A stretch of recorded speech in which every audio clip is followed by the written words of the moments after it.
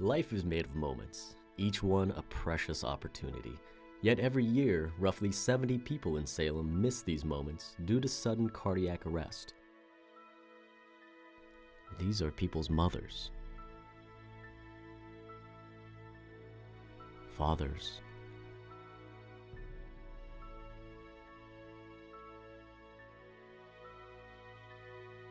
grandparents,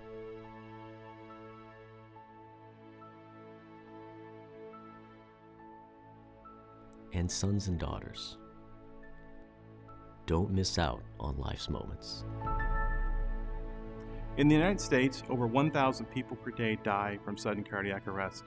If a family member or coworker experiences a sudden cardiac arrest in your presence, their survival may depend upon the actions you take next. When seconds count, are you prepared to respond? Performing CPR and applying a shock with an automatic external defibrillator can triple the chances for survival from a sudden cardiac arrest. The Salem Fire Foundation, in conjunction with the Salem Fire Department, is providing CPR and AED training to every 8th grade student in the Salem community. To learn more about CPR and AED training opportunities or how you can help, please visit our website at salemfirefoundation.org.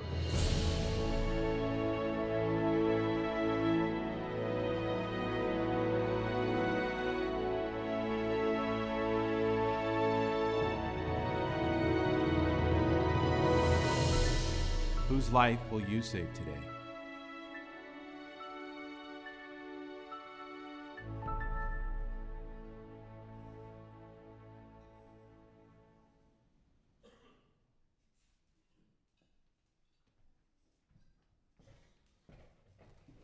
Good morning. Thank you all for being here today. I am Bonnie Collinrake, the president of the Salem Fire Foundation.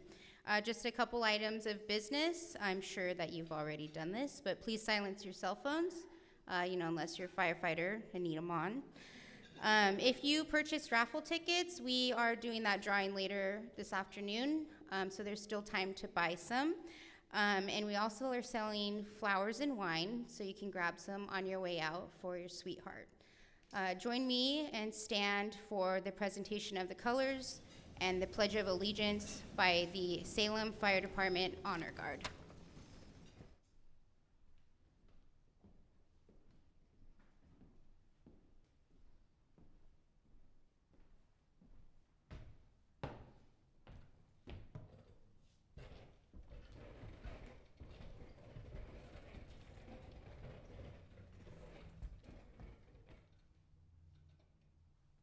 Right, face. Prepare to post colors. Ready? Post!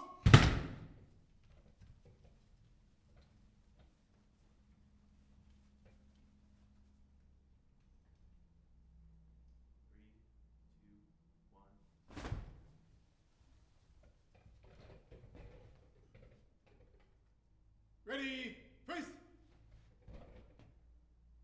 All uniformed personnel, present arms.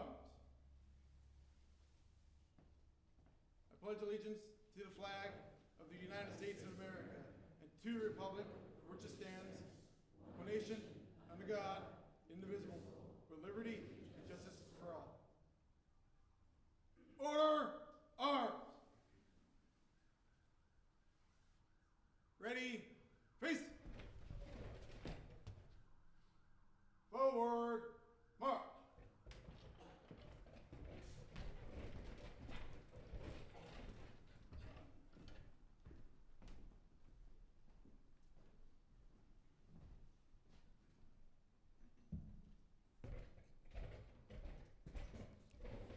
Good morning and happy Valentine's Day. It's good to see you all here. My name is George Escalante, and I am the chaplain for Salem Fire Department. Join me in prayer as we go before the Lord for an invocation here. So, Heavenly Father, we are so grateful for the Salem Fire Foundation's mission to improve the health and welfare of our community by providing life-saving equipment to assist people experiencing cardiac emergencies. We love their incredible support of our firefighters, dispatchers, and their families. Father, bestow your generosity on the foundation and provide an abundance for all their needs. We now ask that you would continue to keep our firefighters safe as they protect the lives, the property, and the environment of our city, placing safety and service above all. We ask that you also protect their minds, hearts, and families. We are thankful for our dispatchers and our incredible support staff and volunteers that you have given our department to assist our firefighters as we ask for your special blessing upon them. Heavenly Father, in closing, we want to express our deep appreciation and gratitude for giving us the privilege to serve alongside Assistant Chief Hadley. We are thankful for Chief Hadley's 23 years of serving our community. Bless him and his family as he heads into retirement. We are grateful to be gathered here, and we want to give this time over to you. It is in your precious name that we pray. Amen. Please be seated.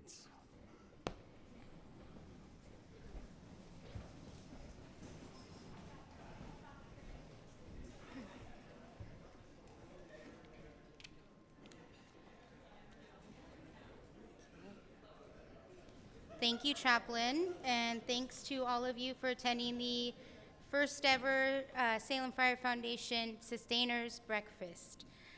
The Fire Foundation was created 10 years ago with the mission to improve the health and wellness of the Salem community by providing CPR training and expanding AED access within our community. Over the past decade, we've trained 8th graders in CPR and have added AEDs all over the city in places that they were not before, so thus increasing access. Chief will talk about more of those two programs later. The foundation also strives to engage with and support firefighters, dispatchers, and their families. And some ways that we do this are through the Benevolent Fund and the Wheels for Heroes program.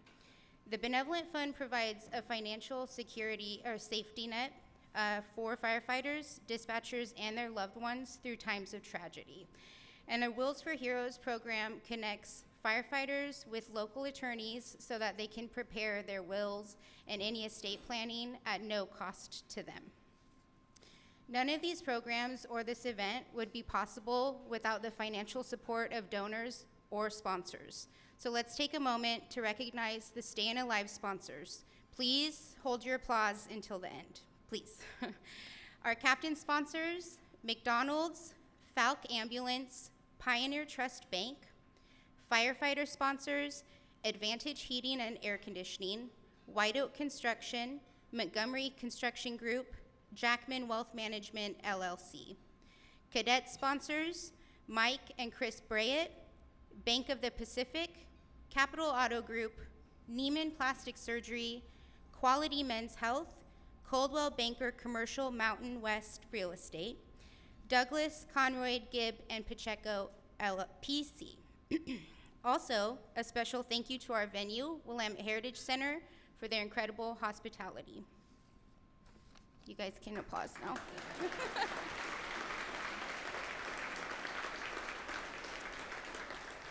If there are any elected officials present, please stand and be recognized.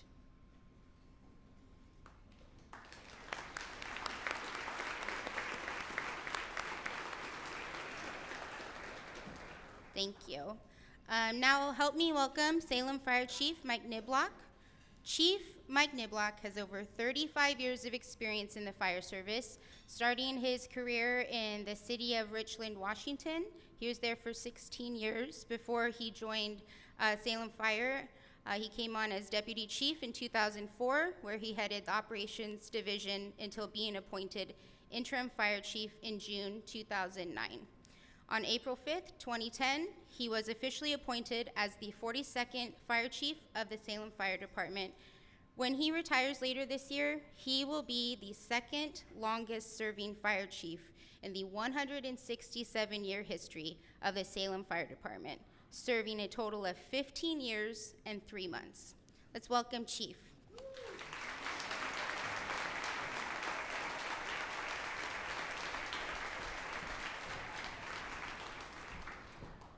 Thank you, President Bonique.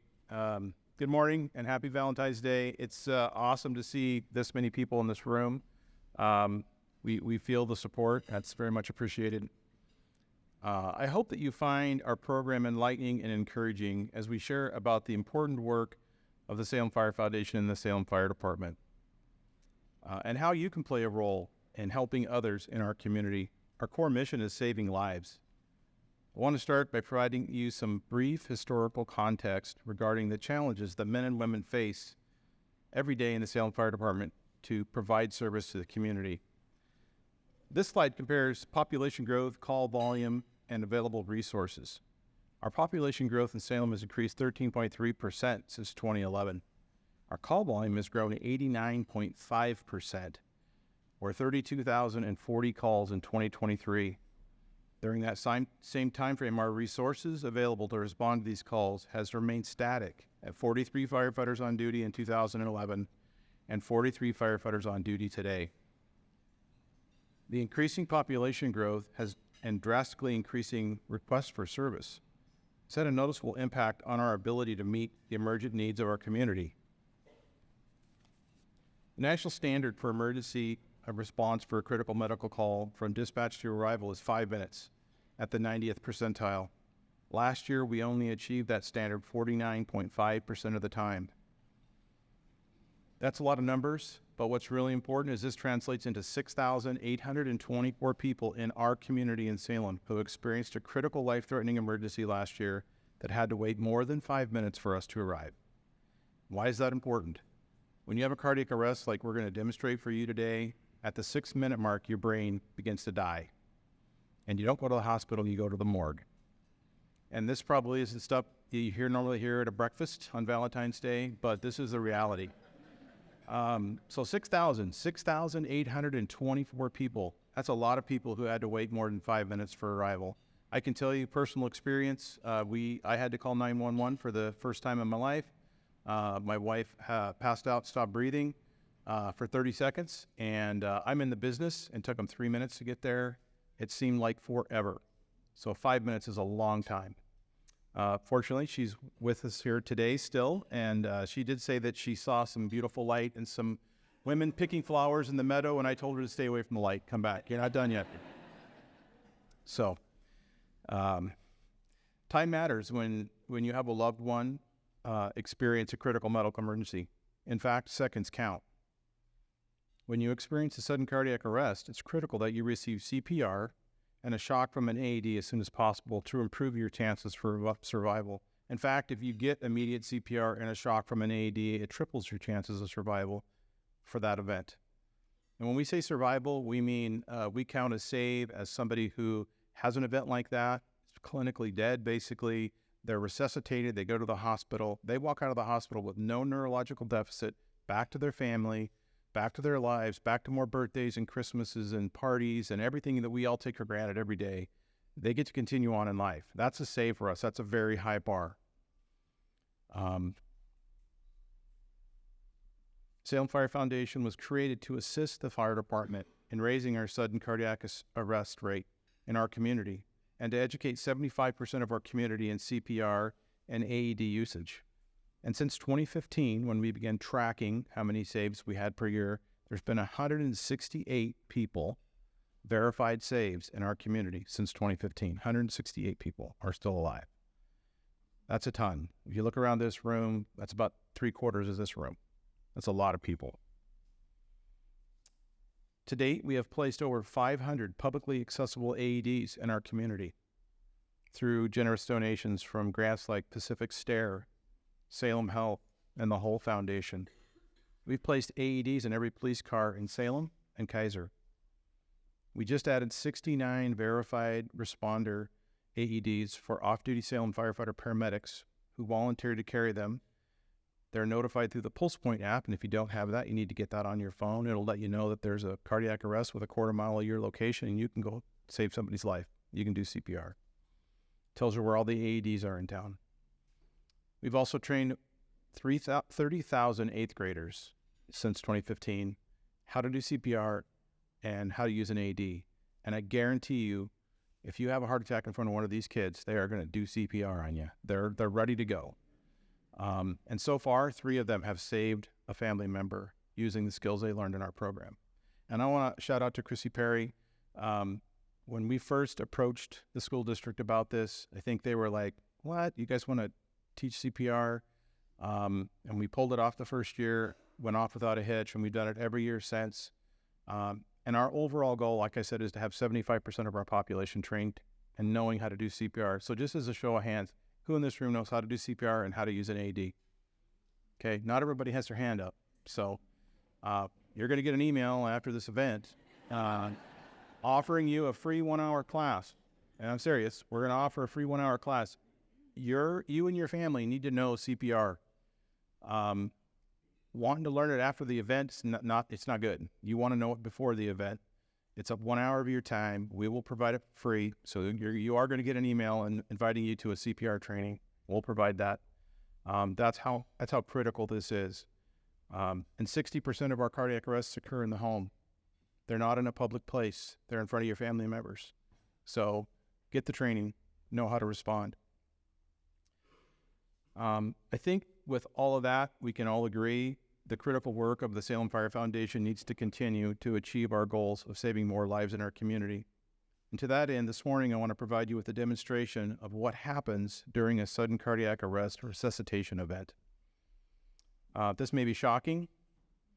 It may seem chaotic, even unorganized. But I assure you that every one of these highly skilled responders knows exactly what to do and when to do it. It's often compared to a NASCAR pit crew. So they're going to come right down here in the middle of the floor, and they're going to do what we call a CPR full code event. You're going to see 8 responders do this, and this is what it looks like when we have a CPR event. Captain Willie Giddings, who is going to narrate this demonstration for you, and Willie is also our lead CPR instructor in the schools. And I'd also say, if you can't see, get up out of your chair and gather around so you can see better. No harm there. You're not going to hurt anything. And so I'm going to turn it over to Captain Giddings now and let you take a look at an inside peek about what happens during a cardiac event. Thank you, Chief. Normally you don't see somebody putting a body in the middle of the floor, but we got to set this up a little bit. So if you have this unfortunate event, obviously seconds matter, and so part of it is early recognition and noticing, hey, somebody needs help, and calling 911. So we're going to have our one of our DFMs, Janet, who's going to come up, and we're going to set this stage where she's walking in, family event. This is her grandfather, and she finds her grandfather on the floor.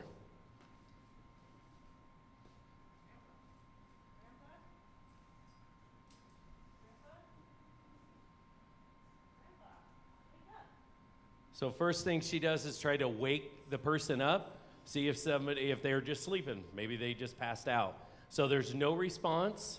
And so now what Jan is doing is looking to see if the patient is moving or if they're breathing regularly.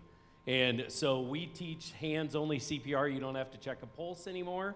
It literally is they're not moving, they're not breathing, we start CPR. So she notices she doesn't get a response. She's going to pull her phone out, call 911.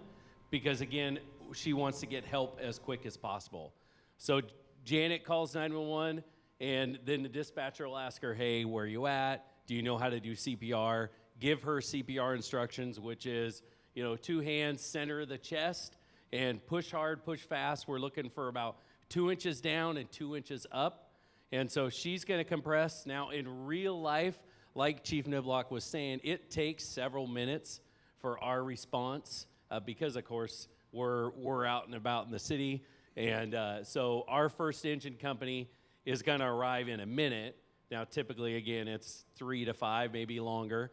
And so when they show up, you'll notice that one person is kind of the person in charge and makes the decisions and kind of starts making assignments. So I'll be quiet here for a second just to to listen to Cody.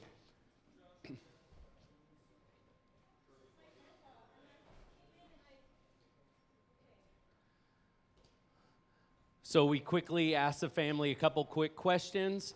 The important part is, of course, keeping that blood flowing. So we want to get somebody on CPR as quick as possible. There's two things that have been proven to save anybody's life in a cardiac arrest situation.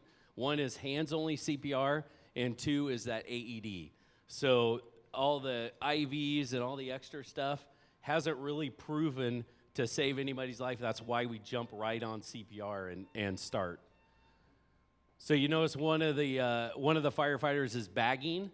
So one person is doing the compressions, who's typically the captain, is doing the compressions. The driver is usually on the airway, and the medic is usually the one doing the lead. What they're doing here is putting the patient on what we affectionately call the geezer squeezer. But it's the auto pulse. So what it is it is a big strap that goes around, and it basically compresses. It compresses actually a little slower, but because it has such a good compression, it compresses at about 80 beats a minute. And so the nice thing is with this, it takes one of our responders kind of out of it. But as you can see, one of the firefighters is putting a strap on so it doesn't wander around, we call it. So now what Cody's doing is we made sure that they're in a rhythm, which 86% of the time adults go into cardiac arrest. They go into what we call VFib or VTAC, which basically is your heart quivering. And so that's what these AEDs do, is they shock that heart, kind of get it to stop for a second and get it to fire in the right order again. So as you can see, the captain is talking with the family member. We try to find out, hey, what's the past medical history? How long has a person been down? All while these guys are working pretty quietly. This is how this happens in real life. We don't do a lot of talking because we all kind of know our roles and we know what's going on.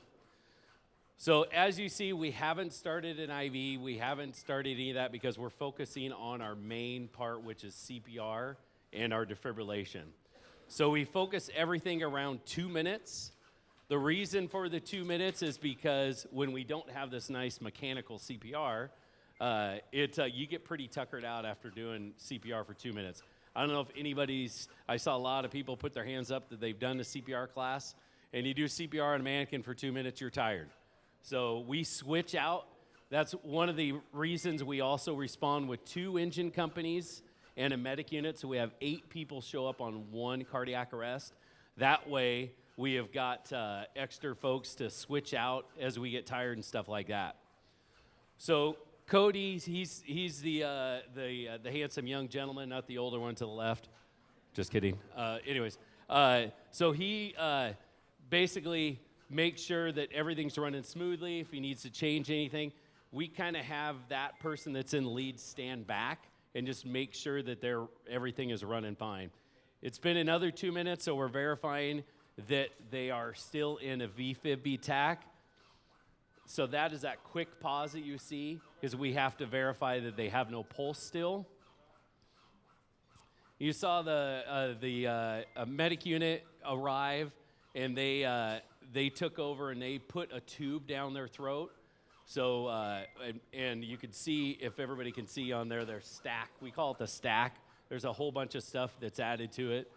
And so that is to help with the blood in, blood out process as we do compressions. So I was probably talking a little too loud. You heard some of you might have been able to hear the drill. We drill the lower leg, and it gives us vascular access so we can give medications.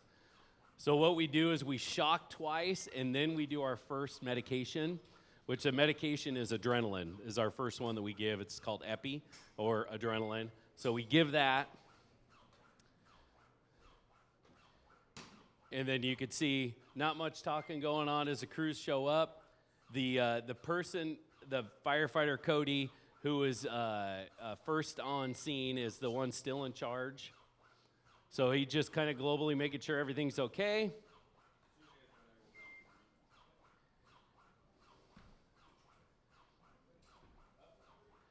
And so some of the things that we've done recently as we've switched to, we do a process where we call it heads up CPR. So it helps with basically as the thing is compressing, it's pushing the blood into the brains and the lungs. And then with them sitting up, it helps drain that back down into the heart. So studies are showing that's actually better for compressions.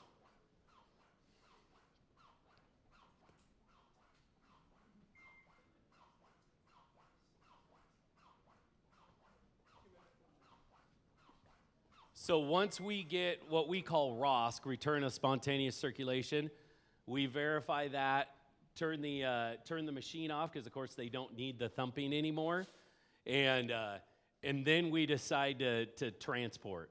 So typically in the past it used to be we'd show up, we'd get everybody on scene, we'd throw them on the gurney and go run into the hospital as fast as possible. Well, we figured out that CPR was not very good doing that. And we were constantly stopping, we were moving downstairs, doing all that stuff. It just wasn't working. So now you'll see us, even if we're in Walmart, doesn't matter, we stay put and do good quality CPR because we could do better CPR half the time than the hospital can, just because that's our bread and butter, that's what we do. So right now they're doing a couple things just to get the patient package because we do have return of circulation.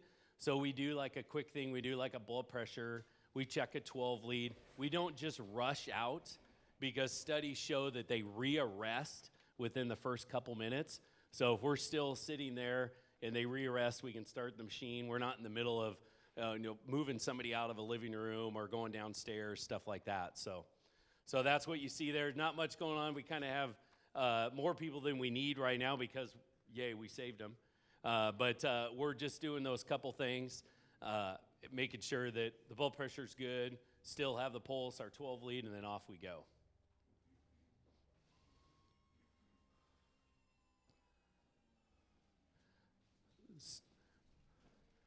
So there you go. Thank you. Yay, saved them.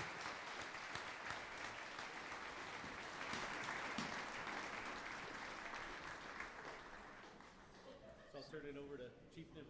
Thank you. Thanks, guys. That was great. And thanks, Janet. Janet also was a firefighter paramedic, and then she went over to be a deputy fire marshal recently. So we like grabbing her back to come do CPR for some of these things. She does a great job. Like Willie mentioned, if you're doing CPR on somebody for 5 minutes before we get there, that's an eternity. That's very tiring and it's very hard work if you know how to do it. Appreciate that. Hopefully that gives you a little bit of an inside look at what happens. And this is a really clean, sterile environment. We do this in people's attics and basements, pig pens, fields, car wrecks, any situation you could imagine. So this is a pretty clean environment for us. So it makes it easy to do it here. Imagine that person is collapsed between a bathtub and a toilet. And you have to extricate them out of there before you begin the CPR. So this is a pretty easy scenario for us.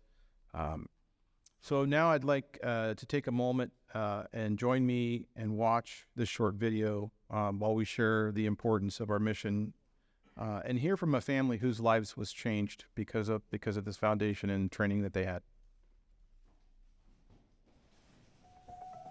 Early defibrillation is incredibly important. The statistic is that if you're in the field or if you're out of the hospital and someone has cardiac arrest, every minute increases your mortality by about 10%. The important thing is getting the defibrillation as soon as possible. So the way CPR helps people is that it extends the amount of time that a person can remain alive until they get the shock. If you don't have CPR, the blood stops flowing through the body. So by pushing that oxygenated blood around and around, you can do that several times. It helps to keep someone's tissues alive, even if the heart is stopped. The foundation and the fire department have been working very hard trying to get improved immediate treatment for people with sudden cardiac arrest. And they have an entire program where they teach all of the 8th graders how to do CPR and how to use an AED. And then they also teach these 8th graders to go home and teach the rest of the family. So the community AED project that the foundation participates in, it allows more access within the community AEDs. Through the Pulse Point app, we'll get notified as verified responders as well, and are able to use them when we're off duty, and are able to respond with our own AED if we're close by. Community support is very helpful. It's what helps with our benevolent fund. There's different community members and businesses that get associated with that and help donate proceeds that go to the benevolent fund. Attorneys that help with Wills for Heroes, helping set us up with wills. We don't think we need them until we absolutely need to have a will. So it's a nice thing to have those certain things that are already set up. On the Salem Fire Foundation, they originally started as an unfunded mandate by the state of Oregon to teach K through 12 CPR, right? So when they graduate, they would be CPR certified. Chief Mike Niblock took it upon himself to work with the Salem Kaiser School District to set up a program where the fire department would teach the kids in the 8th grade. You know, they're in the homes with their parents and grandparents where, you know, most of the cardiac events happen. And so these students will be prepared to save lives. I would hope that a lot of people could just give $10 a month. You know, if everybody gave $10 a month to the Salem Fire Foundation, and we could put it to good use via equipment, teaching the 8th graders, or even the benevolent fund, that will go a long way. You know, it all goes to support the firefighters and the 911 dispatchers. So we just want to foster a good working environment for all of them and let them know that the community does have their back and that we're here to support them. I'm here today because my sons were performed CPR on me. On the day of the event, it was championship college football weekend. After the day, went in to watch the Big Ten championship, I believe, that night, and that's all I remember. I remember hearing our mom screaming from downstairs. It was just instant reaction to call 911 and start doing CPR and everything. It also helped a lot having our mother in healthcare there, knowing most of what to do to and just having me help her do it. I think a bunch of kids should be able to know what to do because it could happen to anybody. Like I'm sure, I mean, we didn't expect it, but it happened, and just me having that very distant knowledge of remembering what to do and humming the song of doing the chest pumps at every time, and it was really important for me to have that knowledge go beforehand because you never know when it's going to happen, and you don't want to have it too late. Quick action is the key. If people don't respond quickly, then I think you lose the opportunity. If my family wasn't there to help me out, I don't know that I would have made it through my event.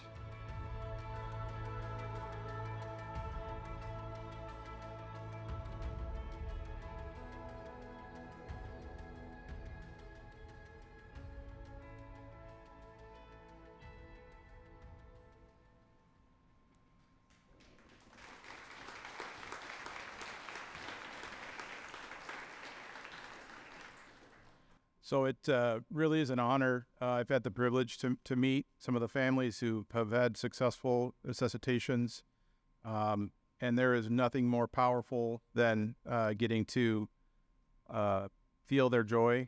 So I mean, that's what that video right there makes worth everything we've done the last 10 years to make this happen, and there's a lot more of those to come.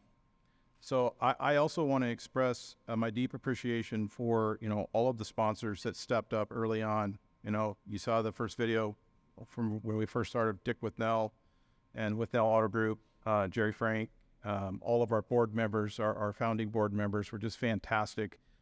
I'd never had a nonprofit before, didn't know what to do, but there was a lot of people in the community said, hey, this is a good thing. We'll come beside you and help. Mary Louise Vanetta and her group did a fantastic job with this event. They were here yesterday afternoon working their butts off to try to get everything set up.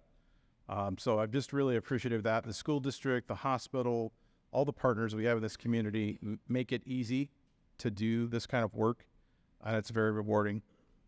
So I just wanted to express that. It's my pleasure to introduce Diane McLaren. Diane McLaren has served as the Director of Community Relations for Chemeketa Community College since 2020. And previously, she was the Executive Director of Chemeketa Center for Business and Industry for 13 years, providing leadership for small businesses, development center, and customized training and threat management resources. She's been a passionate supporter of public safety in the fire department and a good friend. Please help me welcome Diane McLaren.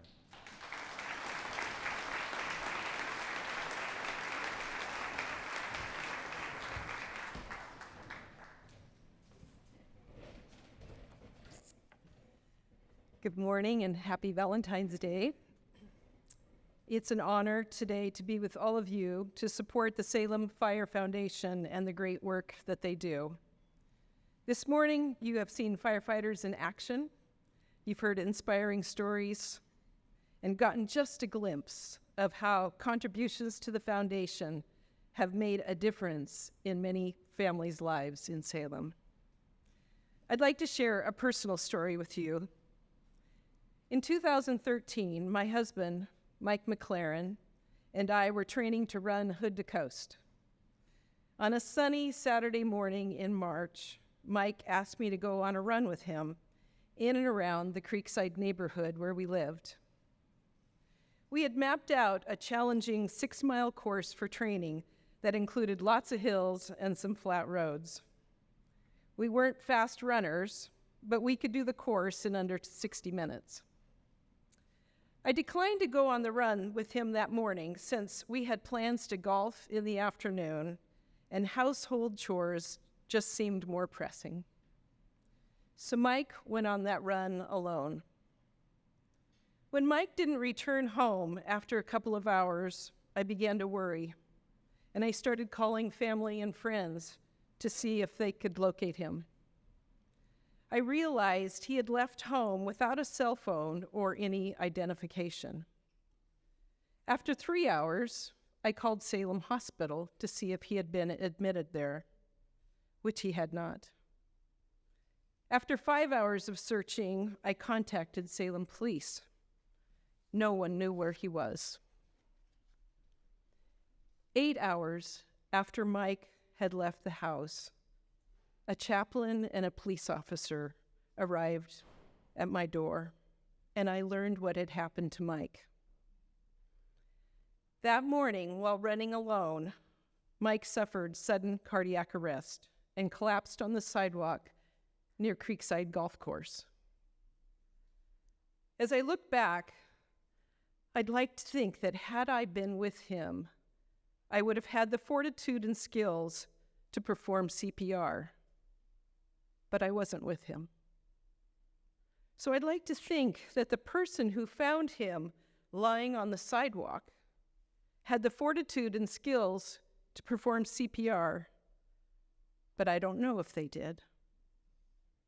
What I do know is by the time paramedics arrived, Mike could not be revived, despite their best efforts, and he did not survive. He never made it to a hospital, and instead was taken directly to a funeral home where he was identified as John Doe. This tragic event was totally unexpected because, as far as we knew, Mike was a healthy, athletic 53-year-old man. His death was devastating and life-changing for me and my family.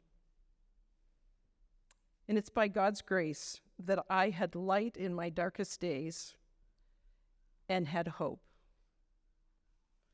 My hope this morning is that none of you ever have to experience having a loved one pass away from sudden cardiac arrest. And if a loved one does suffer cardiac arrest, my hope is that someone close by has the fortitude and skills to perform CPR. Because as we know, starting CPR as soon as possible increases survival rates.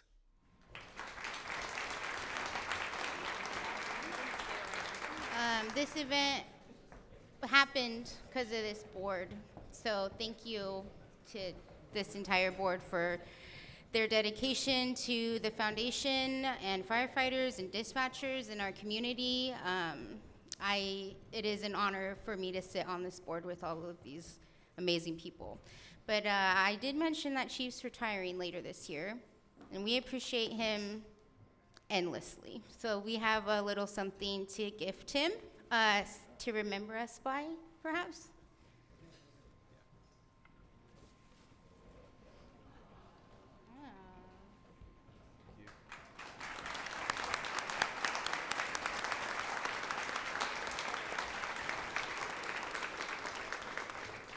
So I wasn't expecting this. It's been an absolute pleasure and the highlight of my career to serve with this board. Means a lot. Thank you.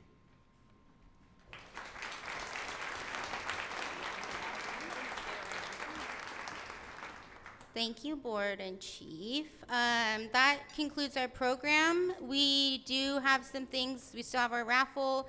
You can check out the tables that have information about our programs. Grab some flowers and wine. You are excused. Thank you so much for spending the morning with us.